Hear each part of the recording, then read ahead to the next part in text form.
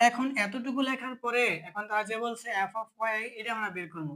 আমরা বলবো সুতরাং যে এফ অফ ওয়ান, তাহলে এফ অফ ওয়ান এখানে ছিল এফ অফ ওয়াই, এখানে এফ অফ ওয়ান, অর্থাৎ যেইখানে যেইখানে তোমার ওয়াই আছে ওই ওয়াই এর জায়গায় তুমি ওয়ান বসাই দিবা, তাইলে কাজ হয়ে যাবে। এখানে ওয়াই, ওয়াই এর পরিবর্তে ওয়ান, পাওয়ার কিউব আছে, পাওয়ার কিউব পরে মাইনাস সিক্স গুণের সম্পর্ক, ওয়াই এর জায়গায় কি বসাইবা ওয়ান, উপরে স্কোয়ার তারপরে প্লাস, এখানে হয়েছে 11, এখানে হয়েছে কে মাইনাস সিক্স।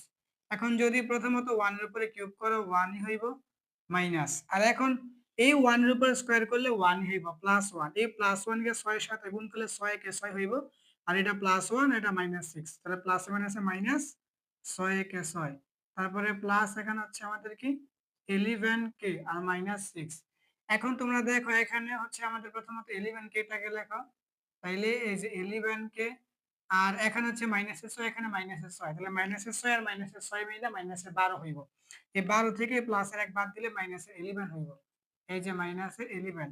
এখন তোমরা এখানে এটা বলতে পারো যে প্রশ্ন মতে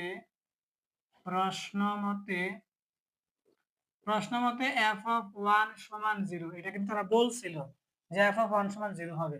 তাইলে এখন আমরা বললাম যে প্রশ্ন মতে এফ অফ ওয়ান সমান জিরো। এখন এফ অফ ওয়ান এই কাজটা আমরা করে কিন্তু পাইছি 11 কে মাইনাস 11, এটা আমরা বসাই যে এফ অফ ওয়ান এর মান যে পাইছি 11 কে মাইনাস 11 এখন সমান জিরো। এখন আমাদের লাগবে কি কে এর মানটা, তাহলে আমরা প্রথমত এখানে 11 কে টাকে রাখলাম, আর সমানের এই পাশে মাইনাস 11, এটা সমানের ডান পাশে হয়ে যাবে প্লাস 11। এখন আমাদের লাগবে কি কে টা, তাহলে কে সমান, এখন এইটা তো 11 আছেই, আর সমানের এই পাশে এই 11 টা কে সাথে গুণ অবস্থায়, তাহলে এই সাইডে কি হবে ভাগ অবস্থায়।